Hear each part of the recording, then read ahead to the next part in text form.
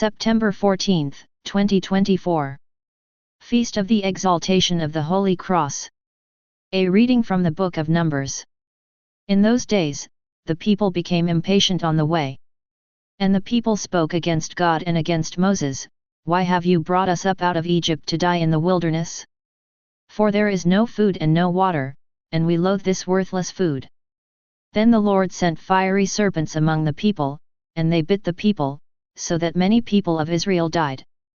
And the people came to Moses and said, "We have sinned, for we have spoken against the Lord and against you. Pray to the Lord, that he take away the serpents from us." So Moses prayed for the people. And the Lord said to Moses, "Make a fiery serpent and set it on a pole, and everyone who is bitten, when he sees it, shall live." So Moses made a bronze serpent and set it on a pole. And if a serpent bit anyone, he would look at the bronze serpent and live. The word of the Lord. Responsorial Psalm Response. Never forget the deeds of the Lord. Give ear, my people, to my teaching.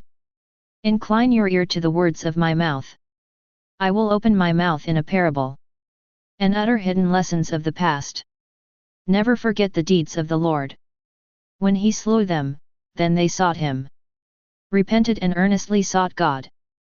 They would remember that God was their rock, God the Most High their Redeemer. Never forget the deeds of the Lord. Yet they deceived him with their mouths. They lied to him with their tongues. For their hearts were not steadfast toward him. They were not faithful to his covenant. Never forget the deeds of the Lord. Yet he who is full of compassion forgave them their sin and spared them. So often he held back his anger, and did not stir up all his rage. Never forget the deeds of the Lord.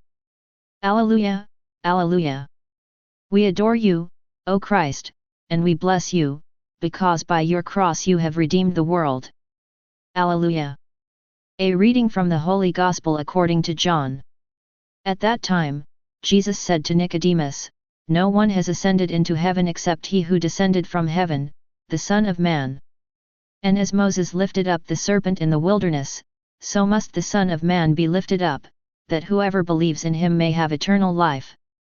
For God so loved the world, that he gave his only begotten Son, that whoever believes in him should not perish but have eternal life. For God did not send his Son into the world to condemn the world, but in order that the world might be saved through him." The Gospel of the Lord.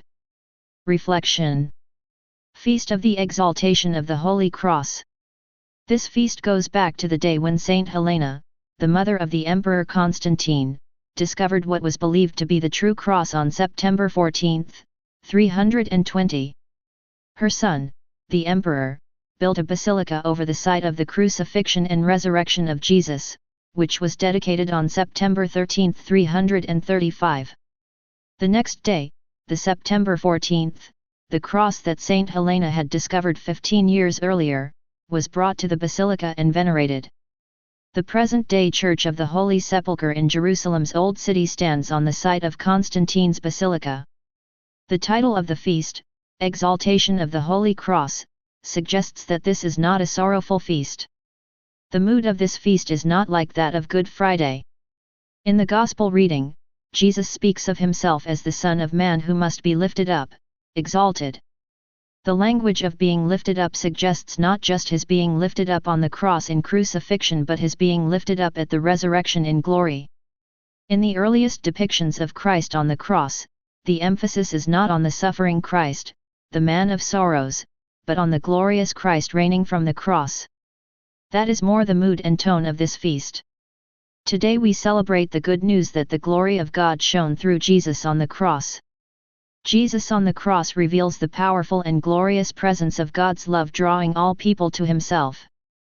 In the words of today's Gospel reading, God so loved the world that he gave his only Son.